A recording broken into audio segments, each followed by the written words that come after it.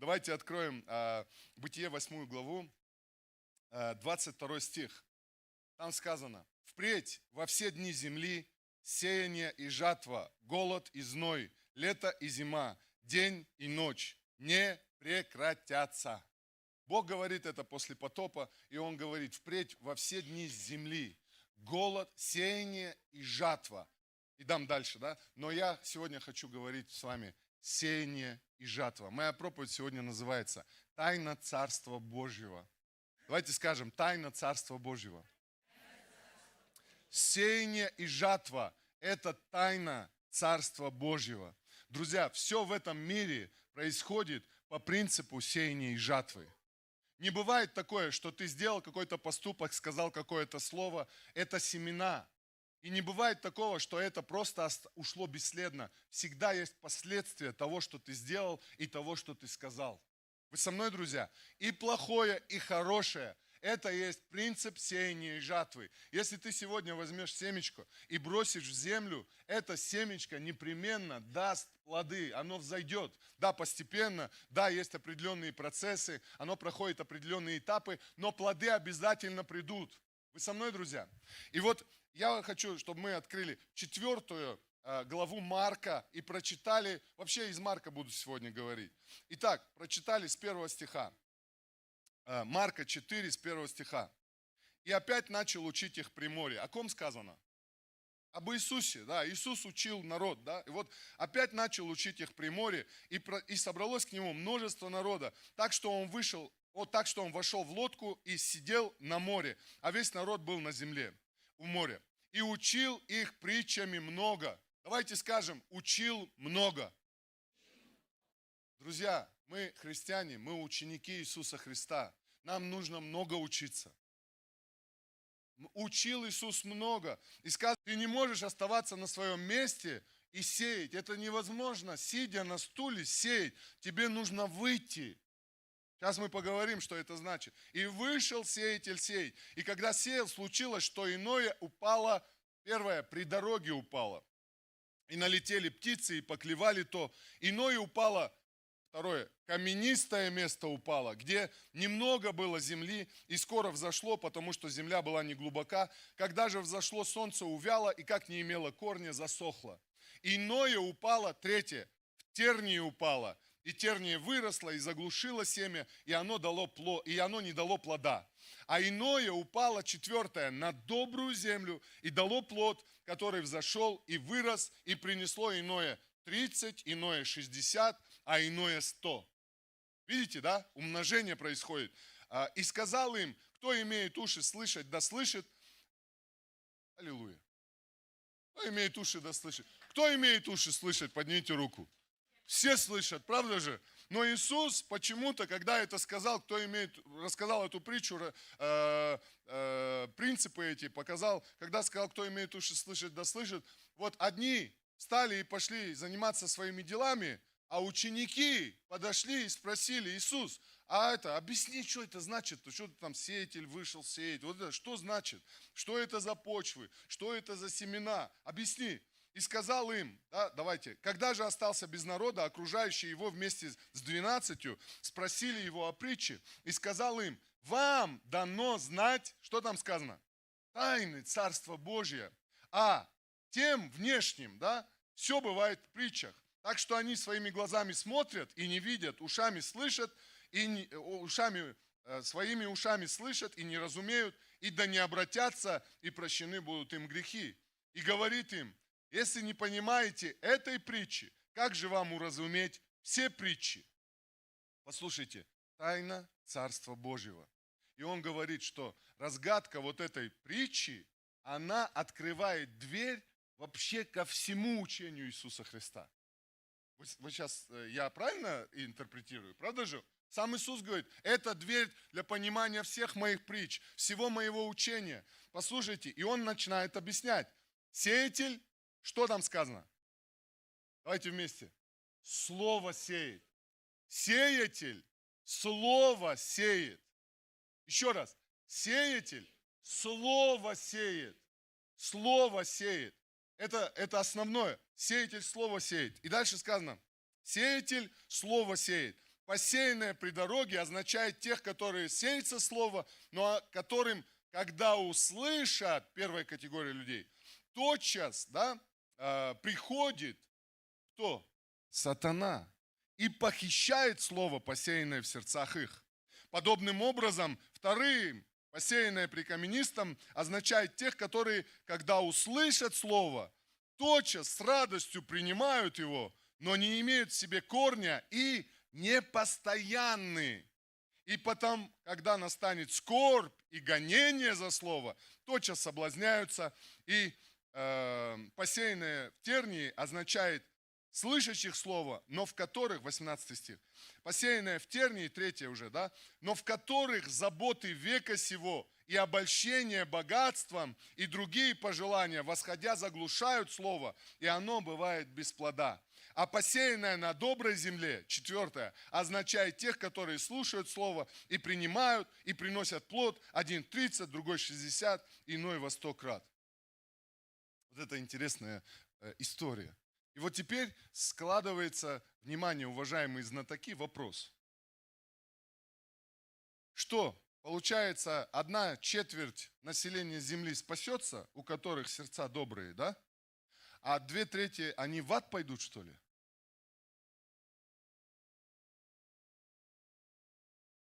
Молодец. Вот я, знаете, я начал размышлять, я думаю, Господь, я хочу понять тайну Царства Божьего. Расскажи, Господь, дай покажи, почему так-то.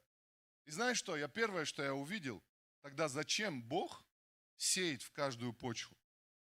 Если так, тогда если бы я был Богом, я вот знаю, вот это добрая почва, это добрая, туда кину, зачем мне направо-налево, куда попало кидать семена? Ну, кто из вас сеял когда-нибудь? У вас есть там огороды или что-то? Вот у вас, у вас опыт есть, да? Ты же не кидаешь в камень, правда же? Ты же вечную мерзлоту не кидаешь, правильно? Ты же понимаешь, но это не все, это смерть сразу же, да? Ничего не будет. Но заметьте, написано, что в каждом виде почвы, каждое сердце, они все 4 принимали это слово. Все 4 брали это слово. Но просто была проблема, у 3 из 4 была проблема внутри сердца. И знаете, когда я начал разбирать эти проблемы, я понял, что оказывается, эти проблемы, это не то, что вот человек родился с добрым сердцем, и он такой, доброе сердце, а кто-то родился с черствым, с каменным сердцем, у него каменное сердце. И как бы от рождения Бог предопределил уже, этот в ад, этот в рай.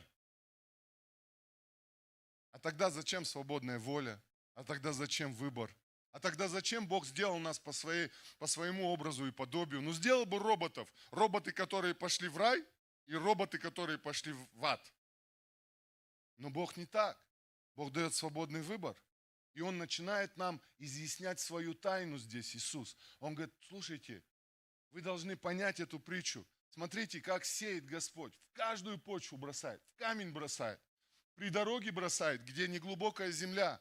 Он бросает там, где есть тернии, бросает это семя. Он бросает это семя. И знаете что? Я увидел, что все мы, каждый из нас, ну давайте так, кроме моей жены, она сразу добрая почва вообще, моментально. То есть она моментально стала приносить плоды. Представляете? Потому что у нее были вопросы, когда я первый раз проповедовал эту проповедь. Я начал смотреть на свою жизнь. Друзья, мое сердце проходило все эти этапы. Начиная от камня, потом чуть-чуть почва. А потом почвы стало достаточно, появились тернии. И знаешь, вот эта тайна заключается в том, что Бог проводит нас через эти этапы в течение всей нашей жизни. Дьявол, он сделал наше сердце, потому что первое, это каменная почва, там написано сатана. Причина это сатана. Он сделал наше сердце твердым и крепким. Тебе кидали туда, тебе швыряли, тебя оставляло, может быть, тебя папа оставил, мама тебя не хотела, твои родные, близкие тебя кинули, друзья оставили, когда тебе нужна была поддержка. И каждый раз твое сердце становилось все жестче и жестче. И знаешь, ты сделал вот эту каменную ограду вокруг себя. И ты сказал: я больше никогда в жизни никому не открою свое сердце. Никаких близких отношений уже. И ты стал черствым. Потом приходит Иисус, начинает потихоньку стучаться. Эй, открывай. У нашей двери сердца только одна ручка, которая с внутренней стороны. И только ты и я, мы можем это сделать. А Иисус только стучит. Он джентльмен. Он только стучит и ждет, когда ты откроешь. И вот ты не с первого раза, может быть, потом раз, и ты приоткрываешь это сердечко свое. Кто-то тебе рассказал за Иисуса, кто-то тебе рассказал за церковь, кто-то тебе засвидетельствовал. И что-то тебя коснулось. Да, еще ты не готов вот так раз и сделать этот шаг, неизвестность. Потому что традиции не дают. Потому что, вот я осетин, вы заметили осетин? У нас очень жесткие такие традиции в Осетии. Мой дед был уважаемым в традициях человек, его там приглашали на все праздники, по телевизору показывали там. И он такой весь уважаемый, прям уважаемый. Он знал, как нужно жертву принести, он знал, как нужно вот это камням поклоняться, деревьям поклоняться. Все это знал, представляете? И всех учил этому. Я был такой примерный внук, я тоже шел этими традициями.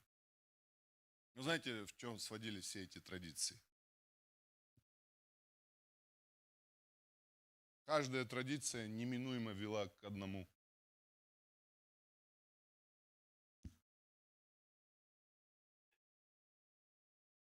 Мой дед, я был еще неверующим, мой дед перед смертью, он не знал, что он умрет, но перед смертью у нас откуда-то появилась детская Библия, вот такая синенькая, я не знаю, видели вы, нет? И вдруг мой дед начал читать Библию. 2 месяца перед смертью он читал Библию. И он начал мне рассказывать об Иисусе, он начал рассуждать, задавать, я на него смотрел, я говорю: дед, ты что? Какой Иисус? У нас же другие там эти.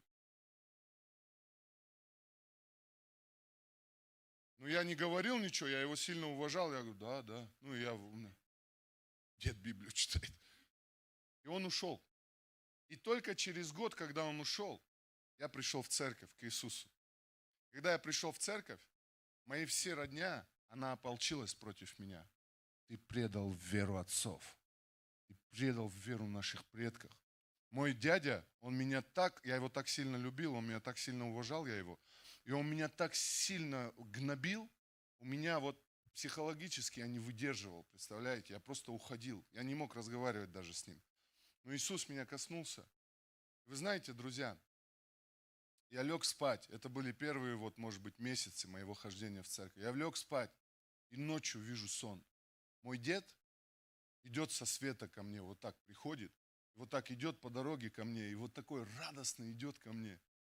Вот так идет, подходит ко мне и говорит: Алан, тот путь, на который ты встал, это правильный путь, иди этой дорогой. И когда я проснулся, я понял, мой дедушка там. Когда я приду туда, он ждет меня. И я сказал моему дяде: Ибрагим, твой папа ко мне приходил во сне, и вот это я видел, и вот это он мне сказал, и он от меня отстал. Потому что папа авторитет. Я знаете, что вам хочу сказать, друзья? Вот эта почва, маленькая почва, да, первое мы сказали, сатана. Как только ты посеяли Слово Божье, да, тут же, вот ты в церковь пришел, на следующий день, тебе так классно, ты пережил эту божественную благодать. На следующий день тебе родные говорят: ты че, куда ты попал, это секта. Да ты че, все, беги оттуда. Родные, все близкие там. Тотчас приходит сатана, он хочет это семя сразу, чтобы не дало плода. Украсть тебя хочет это семя. Было у вас такое? Или я один такой?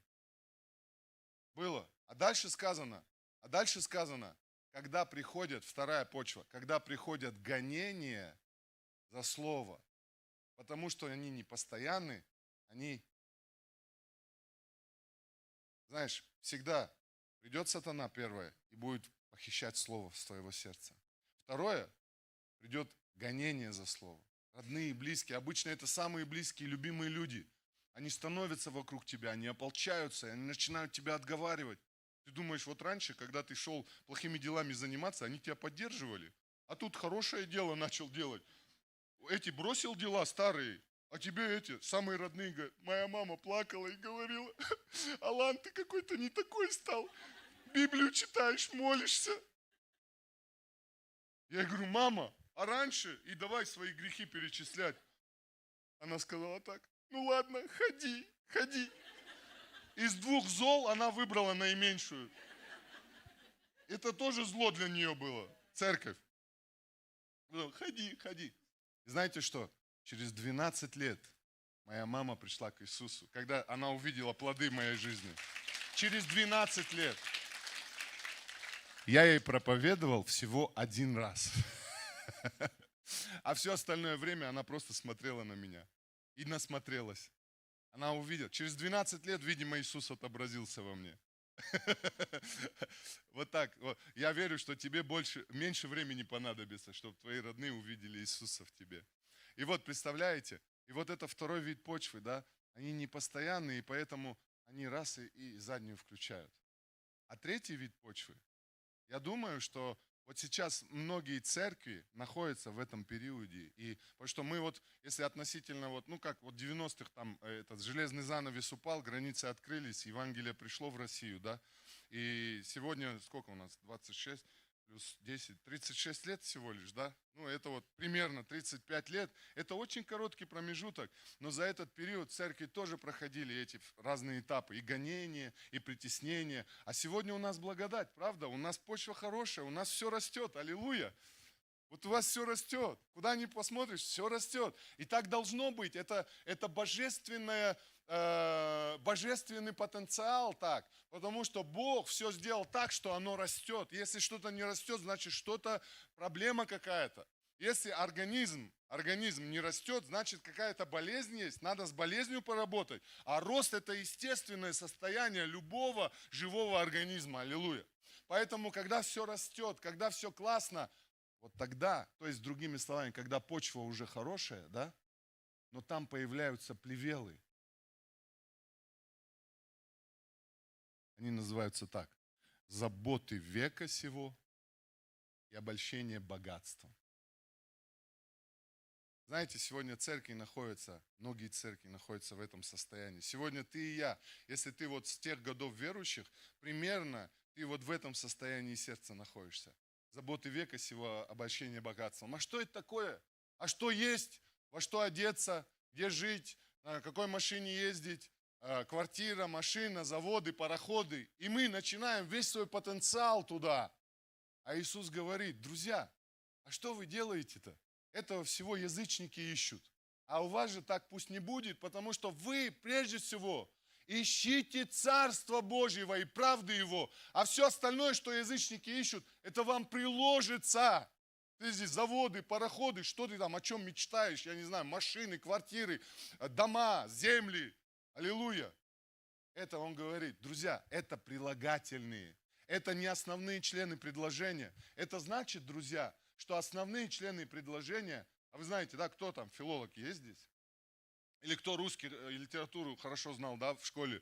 И вот, знаете, есть, синтаксический разбор предложения, да, на главные и второстепенные члены, да. И вот главные члены предложения подчеркиваются прямой линией, подлежащее, сказуемое, двумя черточками прямыми. А второстепенные волнистой, да.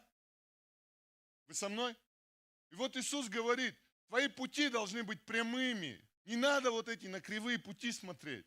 Волнистость – это они, кто Бога не знает, они этого ищут.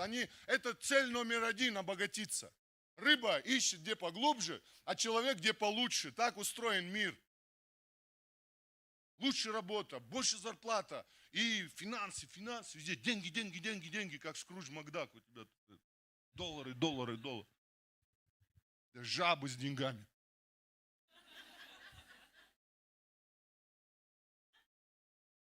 Я не знаю, вы видели этот фильм или нет, «Золотая антилопа», мультик был.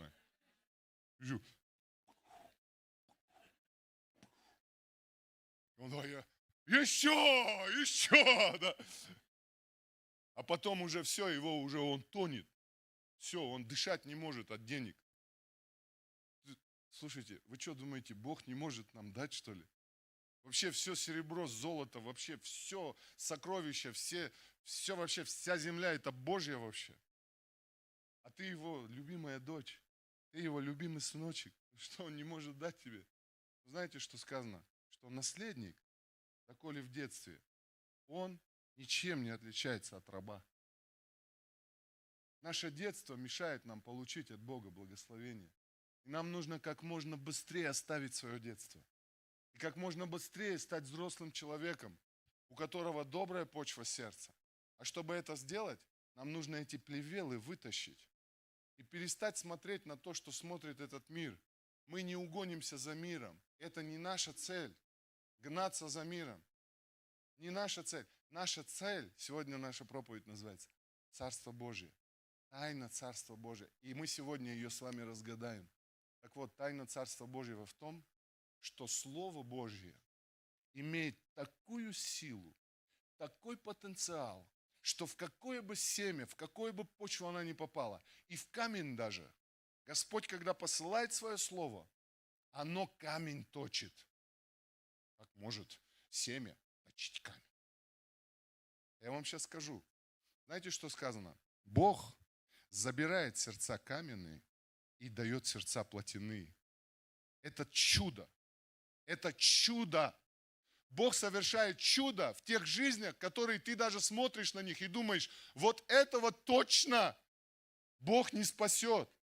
Вот это точно исчадье ада. Просто ад ждет, быстрее бы он пришел. Потому что таких злых людей, таких нереально вообще, какие-то просто дьявол во плоти. Встречали вы такие? Знаете что, я тоже встречал. И сегодня они в церкви. Прекрасные, милые, добрые люди. Потому что против Слова Божьего никто не может попереть, никакой камень не попрет. Вы помните, один тип такой был в Библии? Ну, тип тогда был, а сейчас он великий человек. Его звали Савл. Он такой тип был влиятельный, такой влиятельный, что он думал, что он сейчас с этими сектантами разберется. И он в своем городе порядки навел, там всех этих сектантов закрыл в тюрьму, кого-то поубивал там. Представляете? И такой хоп в Дамаск. Взял письма рекомендательные от начальников, от властей. Шел такой прям деловой. Команда у него целая своя. И он такой шел, бам, навстречу ему. По башке. Он падает. Встает, ослеп. И голос. Савл, Савл, что ты гонишь? Меня.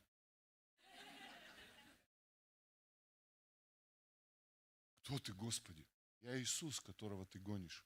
Трудно идти тебе против рожна. Что такое идти против рожна? Против копья. Вот попробуй копье, и ты идешь против. Это же недолго, правда же? Это совсем недолго. Ты сдохнешь сразу же, как собака. Нельзя так. Против копья нельзя вот так идти. И он говорит, второе, что он ему говорит, что повелишь мне делать? Я все понял, Господь, что повели. Моментально, просто в одну секунду из камня в мягкое сердце. У Бога есть эти механизмы, как камень превратить, как волка превратить в пушистую овечку. Я тебя уверяю, у Бога есть эти механизмы. И вот этот камень обращается и становится мягким в одну секунду встречи с Иисусом. Моментально. И знаете, что он делает? Он идет в Дамаск, куда он шел. И вместо того, чтобы закрывать христиан и убивать их, знаете, что он делает? Он начинает через Писание доказывать, что Иисус есть Господь, что Он есть Мессия. Все в шоке от этого. Вот шел с одной целью, а пришел и начал совершенно противоположное говорить. Что это? Это сам Господь. Это влияние Божье в жизни человека. И знаете, что я вам хочу сказать? Мы не боги, мы не сердцеведцы, Поэтому давайте мы будем давать всем людям шанс. Давайте не будем поступать так, что вот этому я скажу, потому что я чувствую, что он нормально примет, да, а этому не буду говорить. Эй, ты не Бог, я не Бог, я сеятель. Скажи, сеятель. Я сеятель, я не Бог, я не сердцеведец, я просто сеятель. Мне нужно просто сказать, мне нужно сказать, что есть Бог. Мне нужно сказать, что есть Творец. Мне нужно сказать, что Иисус сделал в твоей жизни. Мне нужно засвидетельствовать. Это моя часть. А Божья часть, то есть моя часть, бросить это семечко и забыть про него. А Божья часть, совершать свою работу с этим семенем и с этим сердцем. 55 главу Исаии откроем. Вы что-то получаете сегодня? 55 главу Исаии откроем, друзья. Я вам покажу, какую силу имеет Божье Слово. Исайя 55, с 8 стиха. Бог говорит, мои мысли, не ваши мысли, не ваши пути, мои пути, говорит Господь. Но как небо выше земли, так пути мои выше путей ваших, и мысли мои выше мыслей ваших. Как дождь и снег, посмотрите на меня, дождь и снег не сходит с неба и туда не возвращается, но напояет землю и делает ее способной рождать и произвращать, чтобы она давала семя тому, кто сеет, и хлеб тому, кто ест, так и что? Слово мое, которое исходит из уст моих, оно не возвращается ко мне тщетным. Что такое тщетным? С пустыми руками, да? Но исполняет то, что мне угодно, и совершает то, для чего я его послал. Послушайте, мое слово говорит, я его, как дождь и снег с неба сходит, оно обратно не возвращается туда. Я его просто посылаю, и когда я его посылаю, оно делает способной землю рождать и произвращать. Послушайте, тайну открываю вам с Царства Божьего. Слово Божье делает способной вот эти сердца рождать и произвращать. Каменные сердца, не глубокая земля, вот эти сердца, с тернием сердца, оно дает способность рождать и произвращать. Это что? Это плод. Рождать и произвращать – это плод. Божье Слово. Другими словами, чем больше Божьего Слова мы сеем в жизнь людей, тем больше возможностей Господу работать с их сердцами, и тем быстрее вот эта работа происходит. Вы со мной, друзья? Слово Божье, в этом сокрыта тайна. Но тайна еще сокрыта в том, что Слово сильнее любого камня. Вот в чем тайна. Поэтому дьявол сегодня держит нас в рабстве и говорит, чтобы никто не знал, что ты христианин. Вот сам, тебе хорошо, вот сам верь, ходи там, куда ты там ходишь, но никому не рассказывай. Молчи. Ты такой ходишь, аллилуйя. Даже аллилуйя не говоришь, просто ходишь. Чтобы никто не узнал, что ты в аллилуйю ходишь.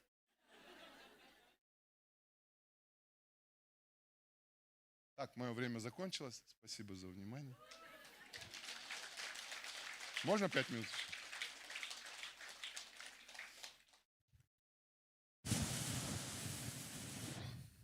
Аллилуйя. Дьявол не хочет, чтобы ты рот открывал свой. Молчи. Знаете, некоторые люди, как будто бы кляп тебе такой.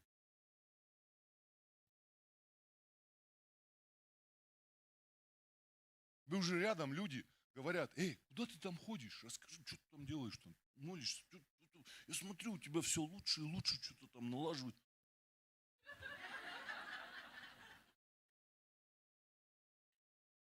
Помните Иону? Он когда убежал от воли Божьей, ему надо было проповедовать в Ниневии, а он убежал в Фарсис. И вот это спит в корабле.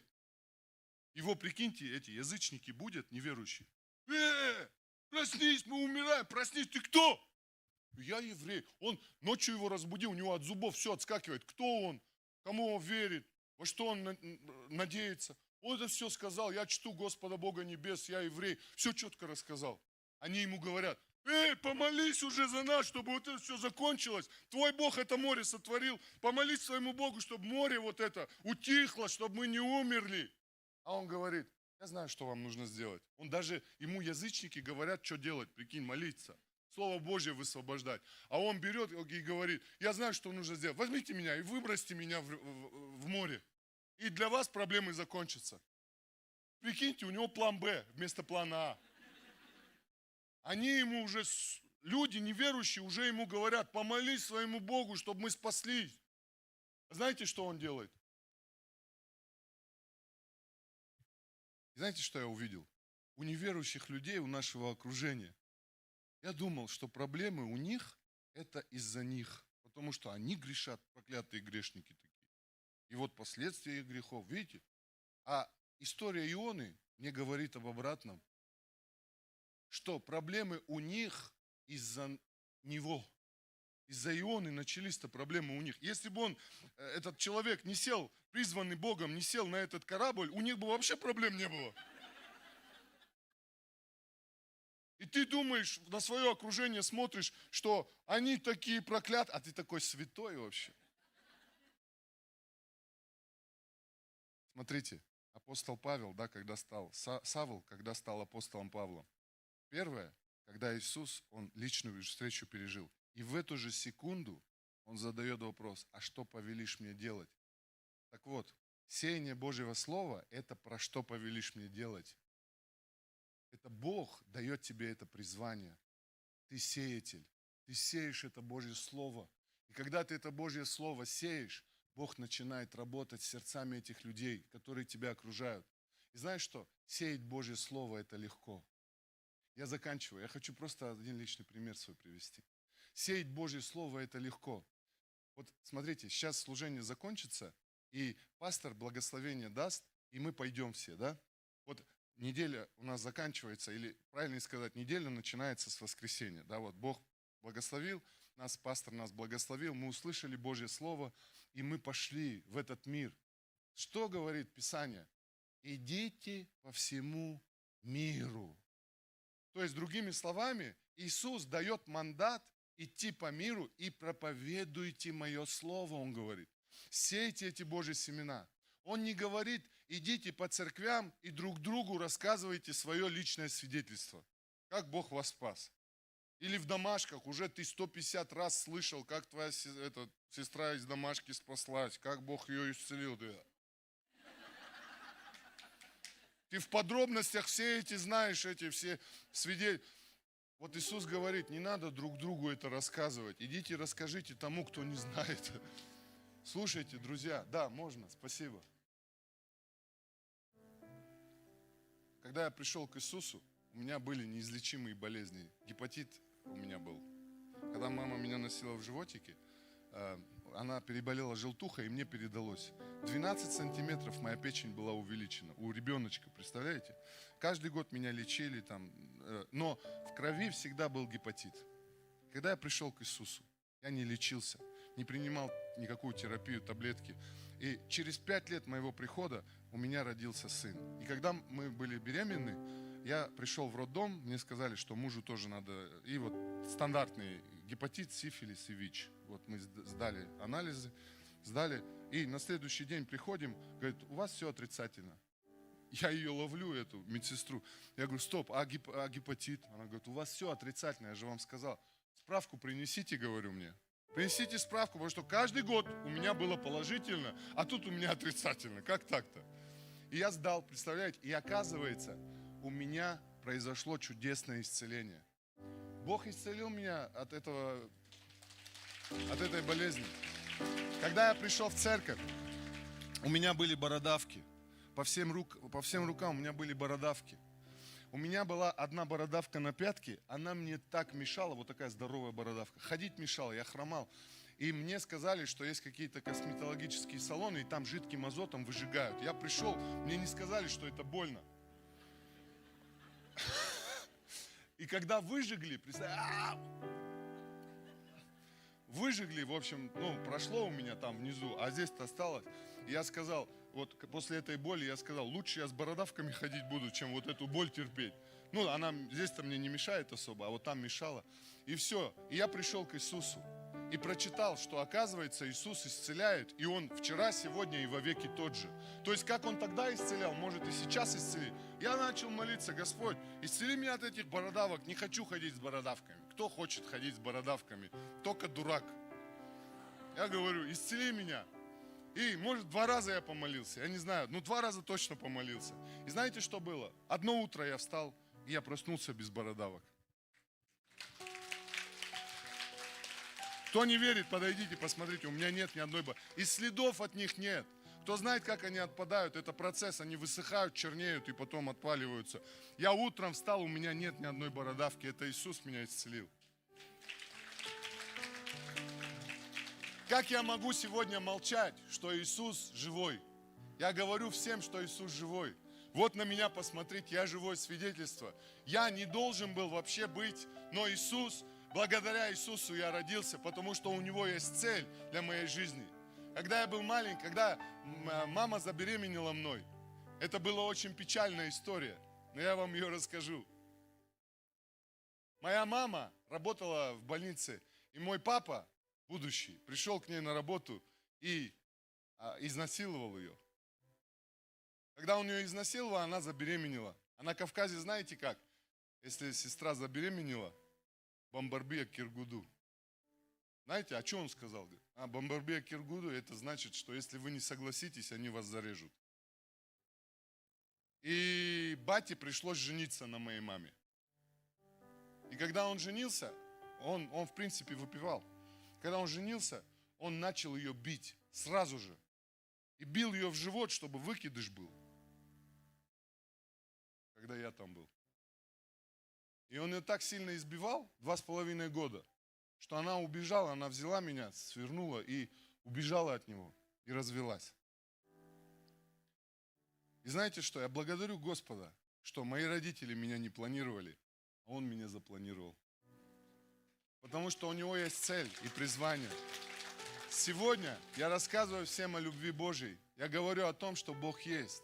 Для того, чтобы каждый из тех, с кем я разговариваю, чтобы он пришел на небо. Чтобы он не остался здесь, чтобы он не пошел в ад. Я не хочу, чтобы люди шли в ад. Я хочу, чтобы люди, Божьи творения, пришли к Богу в вечности. Были вместе со своим Творцом. Аллилуйя. И давайте не будем молчать. Давайте будем говорить. Сеять Слово Божье очень легко. Я вам скажу так, забудьте слово евангелизация. Когда я слышу это слово, мне плохо становится.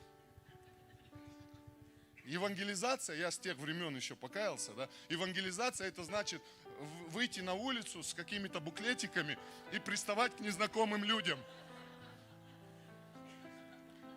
Здравствуйте, извините. Бог любит вас. Где отсюда?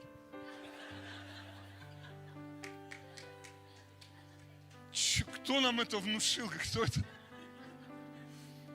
Евангелизация. Это хорошее слово, евангелизация, но я его не употребляю. Знаете, что я употребляю? Сеять Слово Божье. Это очень легко.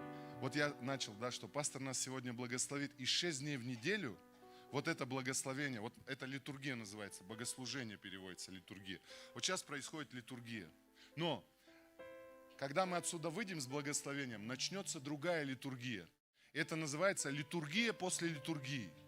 То есть это уже твоя литургия в этом мире. Иисус сказал: идите по миру и проповедуйте Евангелие. Идите по миру. То есть, когда мы идем в мире, я прихожу на работу, я прихожу домой к себе, где есть, может быть, твой неверующий муж, или неверующая жена, или дети там, или родственники, и ты туда приходишь, ты совершаешь литургию, ты священник там, в этом доме. Ты это как будто бы не понимаешь, но Бог так на тебя смотрит. Когда ты приходишь на работу, ты там священник, а вот эта работа, твои коллеги по работе, это все твоя церковь. Там, твоя литургия там, ты там священник, ты там пастор, ты там духовный отец, аллилуйя, духовная мама. Когда ты идешь по улице, люди, которые тебя окружают, это твоя паства. Все твое окружение, кто не знает Иисуса, это твоя паства. Я тренер по футболу, я тренирую детей. В детском садике у меня 100 человек, в школе у меня 50 человек. 150 детей. Бог дал мне благодать оказывать влияние на эти маленькие жизни.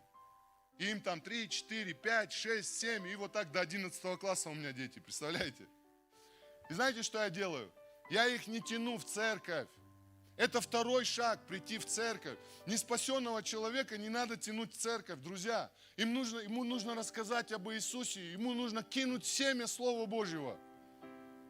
А второй шаг, Бог, написано, спасаемых прилагал к церкви. Это второй шаг, это не первый. Представьте, это же первый шаг, это там рассказать ему об Иисусе, показать ему Божью любовь. И у меня такое понимание. Я в спортивном зале пастор, а это моя церковь. Знаете, последний случай расскажу. Я в детском садике сижу вот так на лавочке, поделил их по 3 человека, и они в маленьком зальчике играют, чтобы наиграться в футбол за 20 минут, быстренько я их разделяю, и они играют в футбол. И вот так сижу, 2 команды рядом со мной, а 2 играют. И вот там 3 минуты, все, эти уходят, эти заходят. Вот так быстро все происходит. И вот я сижу. И вот спросите меня, как сеять Слово Божие? А как сеять Слово Божие? Легко. Слово Божие сеять легко. У меня заходит парнишка на тренировку. Последняя эта история. Господи, помилуй. Вот так браслетики заходят. Тренер! 5 лет ему. Тренер, смотри, какой у меня браслет. А у него Амангас написано. Я говорю, Ваня, крутой браслет у тебя. Все, игра начинается, он в браслетике рядом со мной вот так сидит. 2 команды играют, там на воротах Кирилл стоит. Играют. Эта команда 3 гола забивает, это 0 голов забивает. Кирилл плачет. Пропустил 3 гола, представляете?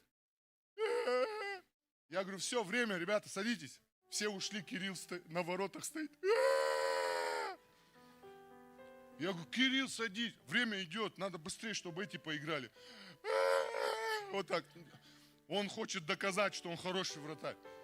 Я ему уже говорю, Кирилл, садись, я тебе сказал. Ваня подрывается такой, снимает браслет, бежит к Кириллу, так на руку ему одевает. Кирилл, это браслет, он тебе поможет. Сейчас ты вообще не пропустишь ни одного гола. Одел ему, короче. Я говорю, ладно, Кирилл, играй. Других выпустил, чтобы он стоял на воротах. Я говорю, играй. И вот этот браслет он ему одел на руку с этими словами. Этот браслет тебе поможет. И рядом со мной сел. И вот он сидит, этот Ваня. Я пастор. И как вы думаете, браслет поможет Кириллу? Конечно, нет. А тем более Амангас. Там не написано город Якутск, краеугольный камень, церковь. Не написано. Там Амангас написано. Какой Амангас? Ты что, гонишь, что ли? Я мог промолчать. Но я вижу ситуацию, которая не соответствует Слову Божьему. И тогда я кидаю это семечко. Я ему говорю, Вань, а ты знаешь, что это не браслет помогает? Он говорит, а кто? Я говорю, это Бог помогает. Бог? А кто это? Я говорю, это тот, кто нас создал, людей всех. Он помогает. А где он? Я говорю, ну где? На небе он, говорю. Мы здесь. Я говорю, когда тебе понадобится помощь, обязательно обратись к Богу и скажи так, Господь, помоги мне. И Он обязательно тебе поможет. И все. Больше ничего не надо. В эту же секунду Ваня подрывается и бежит к Кириллу. Снимает браслет с него. Кирилл, это не браслет помогает, это Бог помогает. Когда тебе нужна помощь, скажи, Господь, помоги мне, Он тебе поможет. Бум, и сел рядом со мной. И у меня слезы, представляете, насколько Слово Божье моментально принесло плоды. Вот это еще неоскверненное сердечко. Вот оно, чистый сердцем Бога узрят. Будьте как дети, Библия говорит.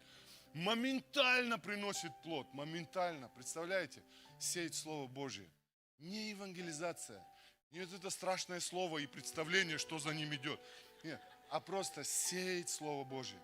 У нас одна женщина в церкви, она работала в крутой организации. Называется «Господь, мечты сбываются». Главным бухгалтером. Ой, а я же сказал последняя история, блин. Можно? Так у нас же банкет еще. Или вы быстро уйдете из зала? Вы обещаете быстро уйти? Тогда я расскажу историю. А если вы не обещаете, тогда я не расскажу. Обещаете быстро зал покинуть? Пастор, они обещают. И вот она работала главным бухгалтером в этой организации, в общем. И у нее было 5 бухгалтеров в подчинении, представляете? И день ее начинался с такого. Она приходила, пятиминутка, раздавала задания, и они шли работать. Все. И как-то она приходит на пятиминутку, и одна из женщин увидела у нее такой распечатку. А мы давали перед Пасхой, каждую Пасху мы даем распечатку, и там 7 дней пасхальные чтения. Что Иисус сделал за 6 дней до Пасхи? Короткая история из Евангелия, и в конце короткая молитва. И потом, молитва в смысле за этот день. Потом 5 дней до Пасхи, история, короткая молитва, 4, и так далее. Она говорит, это пасхальные чтения, вот я читаю, до Пасхи еще неделя остается, я читаю по этому пасхальному чтению, я читаю Библию. Они говорят, мы тоже хотим Библию читать, а давайте вместе. Он говорит, давайте. И она начала с ними на 5-минутке читать Библию. Короткая история, и коротко помолились, раздала задание, пошли работать. И так было 5 дней, с понедельника по пятницу. Потом выходные, воскресенье, Пасха. Она приходит в понедельник на работу, раздает задание, говорит, все, девочки, идите работать. Они говорят, а Библия? Она говорит, так Пасха же вчера была. Закончилась. Она говорит, а мы еще хотим. И мне Бог, говорит, дает мудрость. Представляете, я им говорю, вот у нас 31 день в месяце, и будем каждый день одну притчу читать. Там их 31 глава. Одну главу будем. Согласны? Да. Она читала с ними еще месяц притчи. Прикиньте, месяц читала притчи. Потом время прошло, они начали Евангелие читать. Прочитали все Евангелия. И так они год читали Библию на 5-минутке. На работе, в Газпроме, представляете? И когда это произошло, через год, одна девочка, одна женщина из них говорит, Ирина Евграфовна, а куда вы ходите по воскресеньям? Вот этот голод появился. Слово Божье принесло голод в ее жизнь. А куда я? Хочешь? Пойдем со мной. Это она сама спросила. Она была готова к спасению. Когда она пришла в церковь, знаете, у них не было проблем никаких. У нас в церкви есть люди специфические. Там, наркотики, алкоголь, суицид. С таким прошлым. А она была обычная грешница.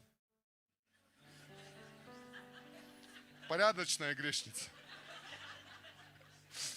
И она пришла, ей понравилось. На следующее воскресенье она уже сама позвала своему мужу тоже понравилось. А он триатлонист, представляете? Знаете, что такое триатлон? Они там едут сколько-то километров на велике, потом бегут сколько-то километров, потом еще плывут сколько-то километров. И по сумме этих 3 определяется победитель. Он чемпион за Газпром по России, он чемпион. Представь, медали постоянно занимает. Дима. Вот этот триатлонист пришел, ему тоже понравилось. Потом они начали приводить своих детей в церковь. Дети выросли в церкви у нас. Это было давно, уже лет 10, может чуть больше даже назад. Оказывается, и сегодня мы проводим семейные встречи с Богом, служим семьям. Мы проводим в их загородном доме. Дом это мягко сказано. Такой крутейший особняк, в котором есть 8 спальных комнат. Или 10 спален. В каждой спальной комнате она оборудована свой душ, туалет. То есть, все нормально, И мы 8 семей туда вывозим, и там служим им. Это Дима с... Раз, два, три, 4. Кровь должна до мозга дойти.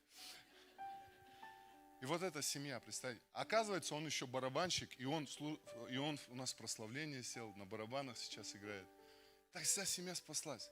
Другая женщина, из этих бухгалтеров, у нее был рак. И она прямо на работе покаялась. И через какое-то время, она не дошла до церкви, но рак ее съел, в общем. И суть в чем? Она пошла на небо. Представьте, если бы Ирина Евграфовна молчала. Нет, не молчи. Сей Божье Слово. Сей Божье Слово. Сей Божье Слово. И ты увидишь плоды обязательно. Ты сеятель, а Бог сердцеведец. Не перепутай. Давайте поднимемся.